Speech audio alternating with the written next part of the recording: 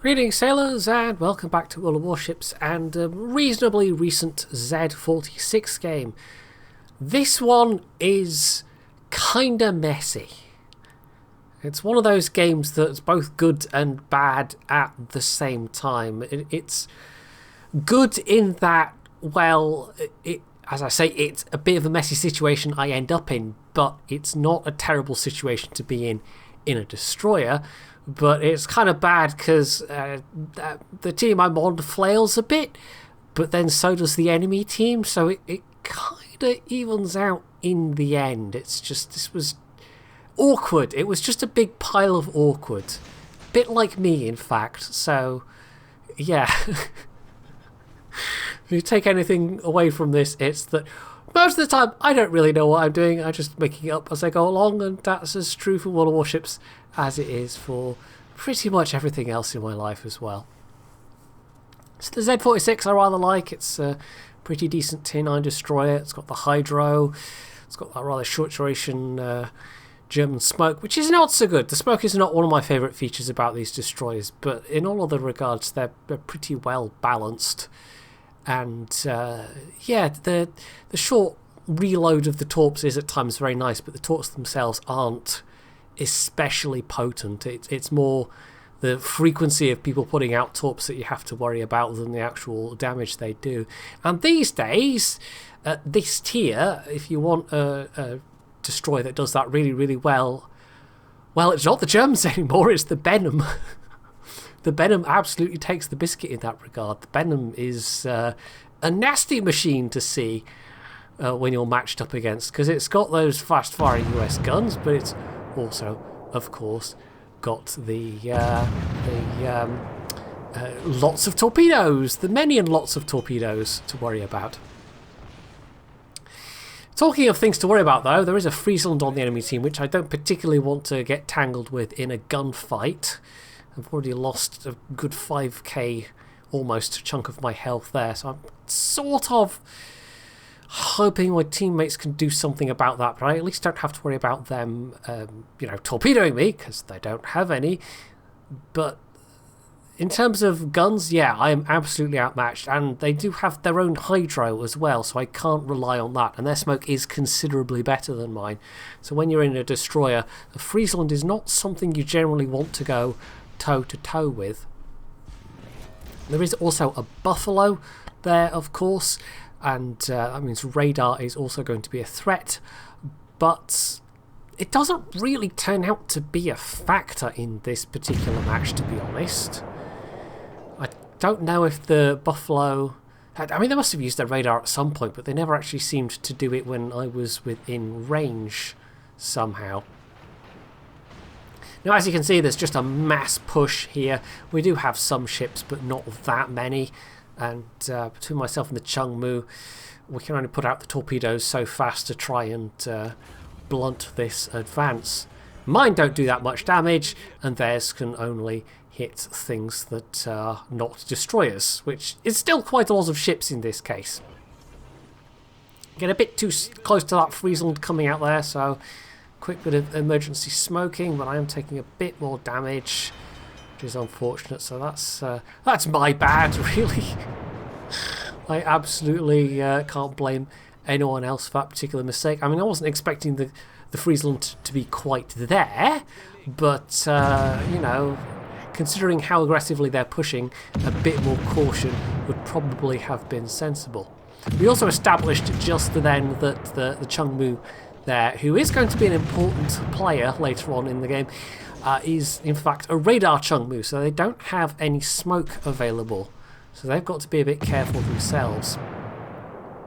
So as they're pushing forwards here, we've lost one destroyer cruiser already, and the Cleveland is backing off into the corner where they're not really going to be able to retreat.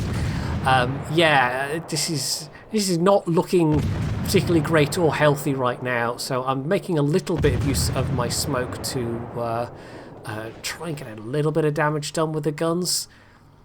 But yeah, there's no fires there, so I haven't really done a whole lot. And I do need to start now pushing away from here, just so I don't get caught short by that Sovietsky Soyuz coming around the corner.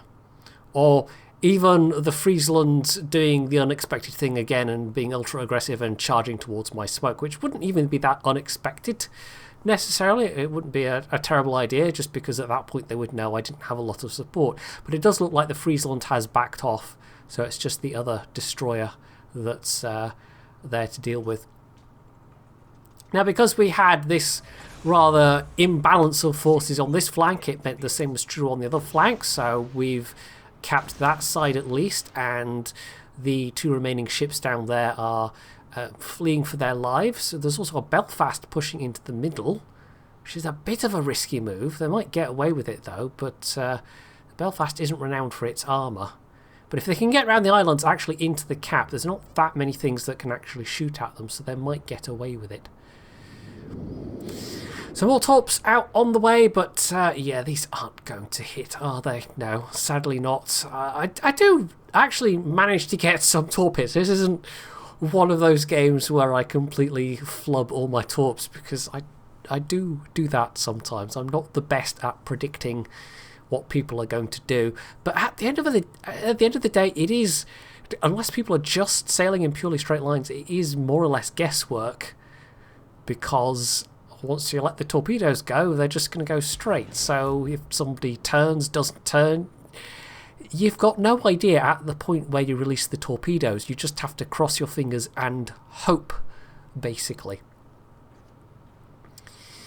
So there's the Kitakaze. The Friesland is down at the other side. The Kitakaze's still got guns I have to be wary of, especially as I don't have all that much health. I mean, I'm still on about 60%, but they've got all their health, so in a straight fight I would not win at all, so I'm going to be sensible and not even try.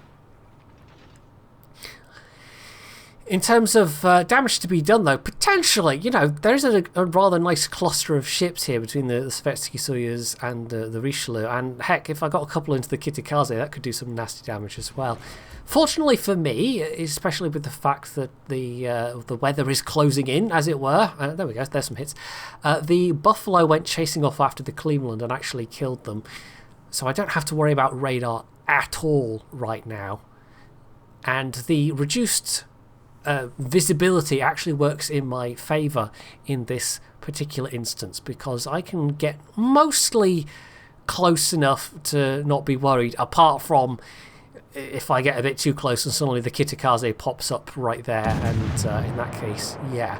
Talking of the Kitakaze, well, they are, as it turns out, right there, but because they are firing at an ally, and because everything else is just out of render at the moment, this is one of those situations where I felt it was worth the risk of revealing myself, because there's multiple ships engaging this one target. Although, not for much longer. The Mogador just got killed off by the Sovietsky Soyuz, and that Massachusetts is charging straight in. I don't know how long they're going to last, but we'll see. I mean, their secondaries seem to be doing the usual thing, and there they go. They actually kill the Kitakaze, which is useful. But he's not angled the best against that Sovietsky Soyuz at the moment. And there you go. He's taking some fairly substantial hits. And the Richelieu hasn't been idle either. I mean, I damaged them a bit, but, you know, German torpedoes, so only a bit. And now that the Massachusetts has so fully committed, there's no way they're going to get out of this alive, I don't think. If I was in the situation of that Massachusetts, I might even just try and ram. And for some reason, the other battleship there also actually charged in as well. But it just hasn't all been completely a terrible idea. I mean, they killed the Sovietsky Soyuz between them. And there we go, more hits. And another 3 torp hits. And that has actually, again, taken a nice chunk out of the Richelieu, but not that much. 3 Japanese torpedo hits would have done rather more at that point. So it's just the nature of the German torps. Sometimes that extra reload is really useful, but as I've said previously, the change to how flooding mechanics worked, particularly the duration of flooding, that was a particularly unpleasant nerf to German destroyers in some ways, because that was one of their strengths previously. It was that quick reload. You could get the torps out, you could get somebody flooding, and that could potentially kill them. Whereas these days, floodings aren't nearly so lethal. So you have to do your best to try and stack the floodings with fires, but it's German HE, so, you know, that's not going to work all that well either. And so you're left a lot more reliant on just the actual raw damage, at which German destroyers do not particularly excel, at least as far as torpedoes, as we've, you know, more than amply covered at this point.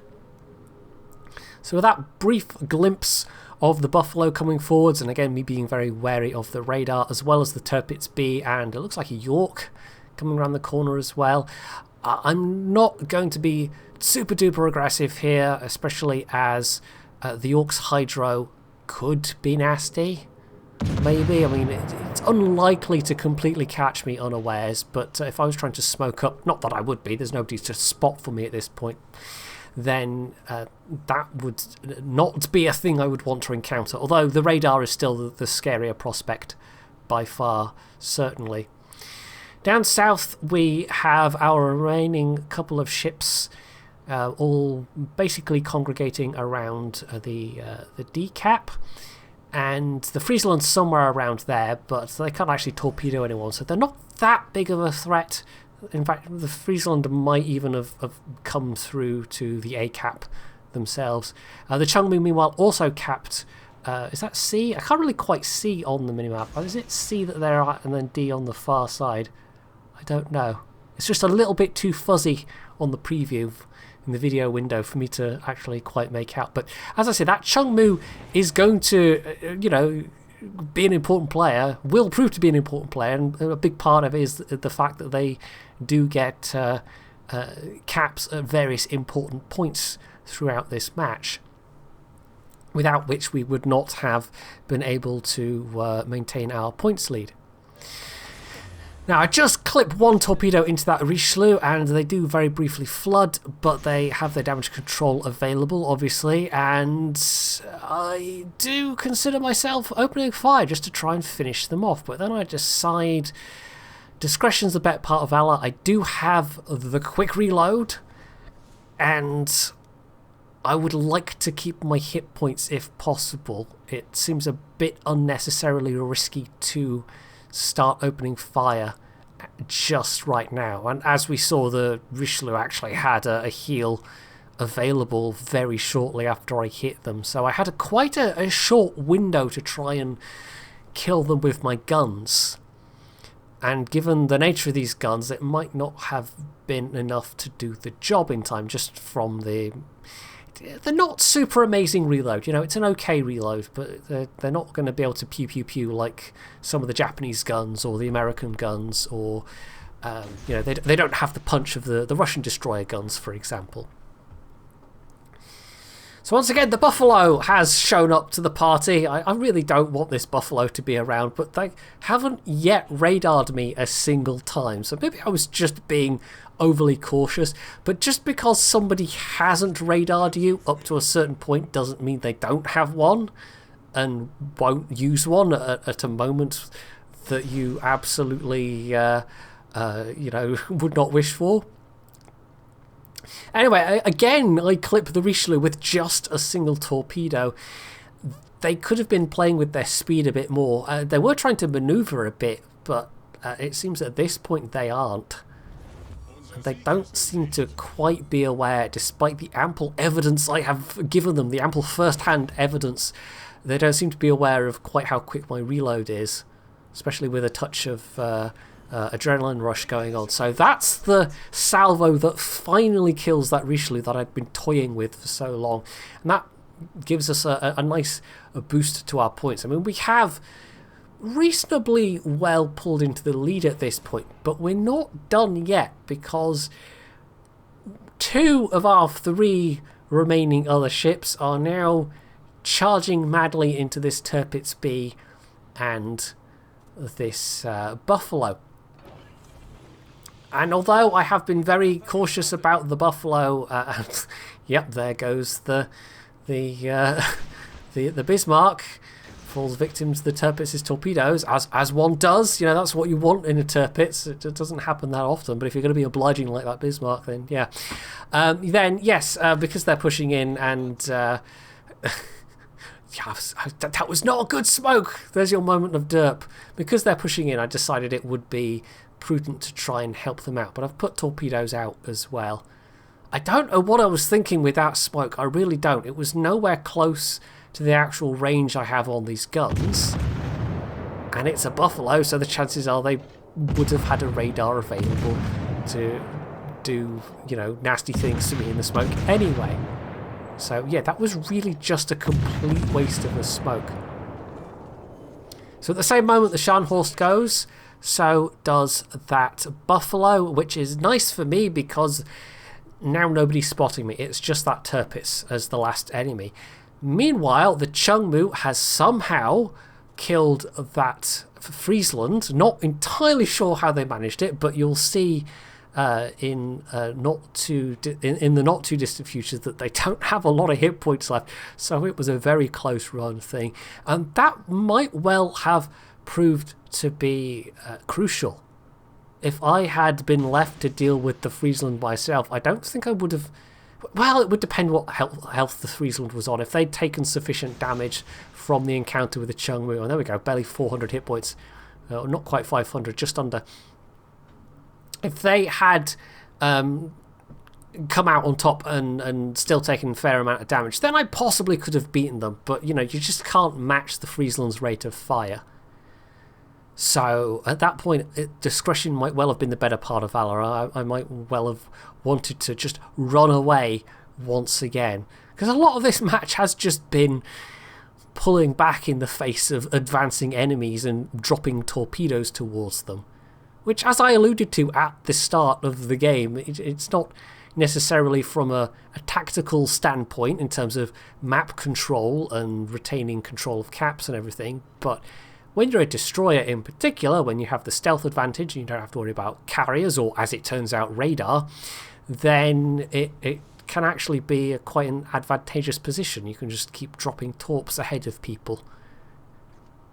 And short of another destroyer coming after you or somebody catching you unawares with Hydra or something like that, then yeah, there's not that much they can do. So the Chungmu caps is taking no chances and goes for the far side cap while I'm capping this side. I've managed to get some torps into the Tirpitz, but we're really running down on time. I mean, we have won this one.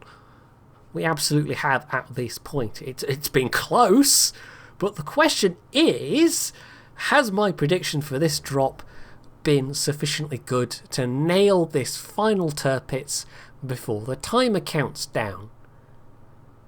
Now I'm going to get this cap, which is nice. I've got 13 defense flags on top of this solo cap. That Chungmu must have at least 3 solo caps by this point. So, oh, there we go. There's the Tirpitz. So we'll see who's on top there, but I have a good feeling about my own score in this. Well, I'm saying that I exactly know what my score was because, you know, this match is from the past. But sometimes we employ these little rhetorical devices to, you know.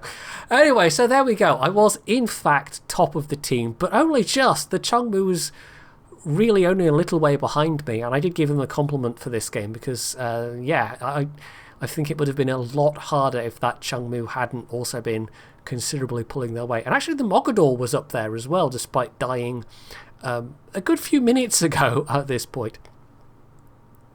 So not bad overall, not that much damage from the guns, a decent amount from the torps, but I had to land a fair few hits to actually get that semi-decent amount from the torpedoes. It certainly wasn't anything spectacular in terms of damage. That's not really why I picked this out. It's more just how close it was and what a weird great big fuzzball it ended up being in terms of what both teams were doing at various points. It's just one of those games where you're not quite entirely sure what's happening, so you just have to keep on your toes and pay attention and hope that nobody derps out too hard at just the wrong moment to throw it all away. Because some games are like that. It can be seemingly fairly even up until maybe one or even two teammates do something suddenly completely stupid, which just then gives the enemy team enough momentum, enough points advantage, enough hit points advantage to squash the rest of your team. So it certainly could have gone easily towards the enemy team there if our side had made just one or two more mistakes. But as it was, we ended up with a fairly comfortable points majority, but certainly not a fairly comfortable ships majority. It was very tight indeed in that regard. So that's it for this replay. Hopefully you enjoyed it, and if you did, you can do all the usual things down underneath it. And of course, as always, stay tuned for more.